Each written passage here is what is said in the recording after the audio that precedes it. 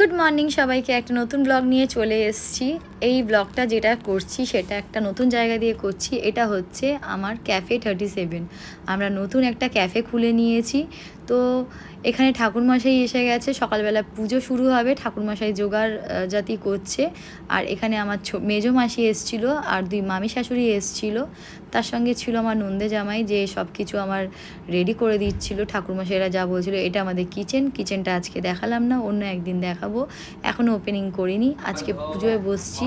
তো আমি বসেছিলাম পুজোয় একা, অভিজিৎ পারেনি, অভিজিতের সময় হয়ে ওঠেনি, অভিজিৎ অন্য কাজ নিয়ে ব্যস্ত ছিল।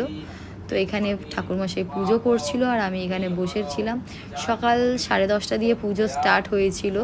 তো এখানে অনেকক্ষণ ধরে পুজো চলছিল। তো আমি এখানে মন্ত্র পড়ছিলাম ঠাকুরমশাইয়ের সঙ্গে সঙ্গে।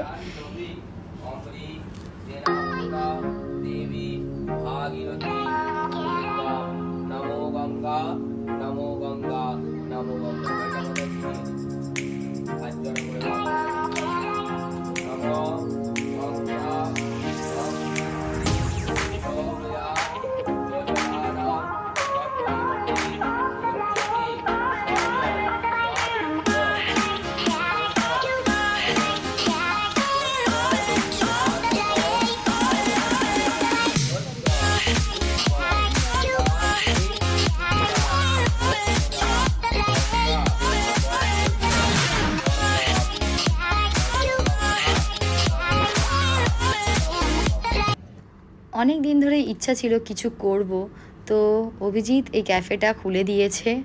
তো আমি এই ক্যাফেটা একটু দেখাশোনা করব, ছেলে মেয়ের পড়াশোনা খেলাধুলা করার পর যেটুখানি টাইম পাবো সেটুখানি এই ক্যাফেতে আসব। এখানে লক্ষ্মী গণেশের পুজো হচ্ছে আর এখানে অনুষ্কা অবিরাজ বসে রয়েছে, দুজনের বদমাইশি চলে যাচ্ছে, সমানে সমানে বদমাইশি সবসময় হয় এদের। তো এখানে অনুষ্কা আর অভিরাজ বসে রয়েছে, ওরা একটু বোর হচ্ছে, কেন আজকে আমরা সেরকমভাবে কাউকে বলা হয়নি। আর আমাদের ক্যাফেটা ঠিক এরকম, ক্যাফে 37। আর আমাদের আজকে সেরকম বিশেষ কিছু বললাম লোকজনকে বলা হয়নি, কিন্তু প্যাকেট করা হয়েছিল। তো বিকারাম থেকে প্যাকেট করা হয়েছিল, লালটুদা আর চঞ্চল মামা নামাচ্ছিল এখানে সমস্ত প্যাকেট। আর আমি এখানে দেখাচ্ছিলাম, আমি যে শাড়িটা পরেছি এটাও আমার রঙ্গোলি থেকে, এটা আমাকে কাজল দিয়েছিল পুজোয়, সেই শাড়িটাই ছিল। তো ব্লাউজও বানানো ছিল, আমি এনএন বুটিক থেকে ব্লাউজ বানাই। তো তারপরে আমার পুজো শেষ হয়নি, আমার ধাপে ধাপে পুজো করাচ্ছিল ঠাকুরমশাই, আমি পুজোতে ব্যস্ত ছিলাম এদিকে। তো আমার গৃহপ্রবেশে আমাকে একজন লক্ষ্মী গণেশ, রূপোর লক্ষ্মী গণেশ দিয়েছিল, সেটা আমি ভেবেছিলাম যে আমার ক্যাফেতে এটাকে রাখবো। তো সেটাকে পুজো করালাম ঠাকুরমশাইকে দিয়ে। আর আমি যে ক্যাফের যে গৃহপ্রবেশ হয়, মানে ক্যাফের যে পুজো হয়, সেটাকে কমপ্লিট করলাম। প্রায় অনেকক্ষণ ধরেই পুজো চললো, আমাদের পুজো শেষ হতে হতে 4:30 বেজে গেছিলো। আর এখানে ঠাকুরমশাইরা পুজো করছিল, চারদিক ঘুরে আমাকে পুজো করতে হয়েছিল। তারপরে ফাইনালি আমি ঢুকে গেছিলাম ক্যাফের ভেতরে, আর ঠাকুরটাকে আমি রেখে দিয়েছিলাম। এই লক্ষ্মী গণেশটার উপর, এটাকে আমাদের যে ডেকোরেশন করে সেই দাদা আমাদের গিফট করেছিল। তো তখন আমার ঘরে রাখার জায়গা ছিল না, ভেবেছিলাম যে ক্যাফেতেই রাখবো। তো তার জন্য আজকে সেটাকে নিয়ে চলে এসেছিলাম। তারপরে সামান্য কিছু খাওয়া দাওয়ার ব্যবস্থা ছিল, 60-70 জন মতো সকালবেলায় আমাদের খাওয়া দাওয়ার লোক ছিল। এখানে লাবণী এসেছিলো, লাবণীর বর এসেছিলো, সান্নয়ের মা, অভিরাজের বন্ধুবান্ধব এসেছিলো, অনুষ্কারও বন্ধুবান্ধবের কিছু আসার কথা ছিল, তারা আসতে পারেনি। আর এখানে আমাদের ভেজ আইটেম ছিল সব কিছুই, ডাল, আলু পোস্ত, পানির, তারপরে আরও কিছু ছিল যেগুলো আমি বলতে পারলাম না। তো আজকে 12 বিয়েবাড়ি ছিল না, তো এখানে আমাদের যেহেতু বেশি লোকজন ছিল না বলে, তো 12 খাওয়া দাওয়া হচ্ছিল না। এখানে ছোট আরেকটা যে বিয়েবাড়ি হয়েছিল সেখানেই খাওয়া দাওয়া ছিল। তো এখানে আমি ওদেরকে খাওয়াতে বসিয়ে আমি বেরিয়ে গেছিলাম, আমি আবার ক্যাফের দিকে যাচ্ছিলাম, কেন আমার পুজো এখনও কমপ্লিট হয়নি।